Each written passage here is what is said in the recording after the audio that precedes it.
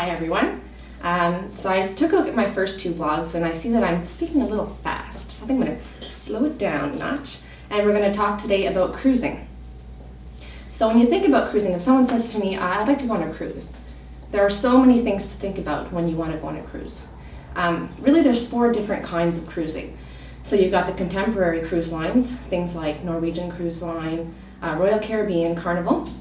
Then you've got a premium category, which is more like celebrity and those kinds of cruise lines. And then you've got the luxury. So in those cruise lines you're looking at a more inclusive experience. The shore trips might be included, you might have some wine included. And really it's a much more luxury experience. And the ships generally are smaller. And then there's another category after that that's really river cruising. So they're much smaller cruise ships, but they're more, they go up rivers, so like the Nile River and that kind of thing. So those are some things to think about. So what type of cruising are you looking for? Another thing, once you've decided maybe on your cruise line, you might want to think about what kind of ship.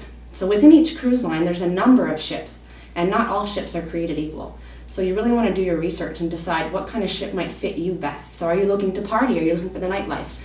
Are you looking for something a bit more cultural, so some cooking classes, some art auctions and that kind of thing? Are you looking to relax?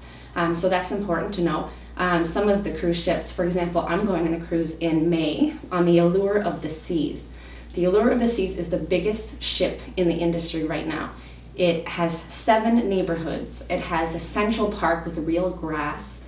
It has the characters like Shrek, How to Train Your Dragon. So there's a little bit of something for everyone, for children, for adults, for seniors, there's everything. There's 1,000,001 restaurants on this ship. It's going to be amazing, and I can't wait to blog about it once I've gotten back. Another thing I wanted to tell you about is when I went on a cruise in the fall, I went into Mediterranean cruise. And on that cruise it was amazing. It was one of the best vacations of my life. I went with my mother and my sister, and we had a fabulous time. How to add value to your cruise, you might want to stay a little bit before your cruise in Venice, for example, if that's where you're leaving out of.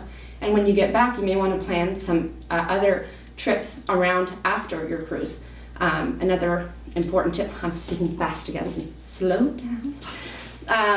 Another thing you want to think about that I think is key, if on your cruise there is a pub crawl, you need to do it. That is where you're going to meet more people. You're going to be able to, every day after that, you're going to see these people again and be like, hey, how's it going? I'm going to see them again in the disco later on and that kind of thing. It really makes your experience that much better. So if you've been on a cruise before and you think, I didn't really talk to anybody, it wasn't that great, try again and go on the pub crawl and let me know if that changes your experience, and talk to the people on the ship. The people who are working there, they're there to make your experience better.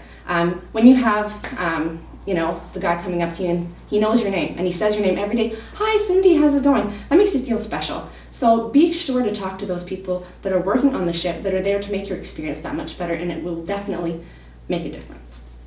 So if still after all of that you're not sure what to do, call me. I know what to do and I can help you out. Just let me know what you're looking for and I can propose options. Thank you and have a nice day.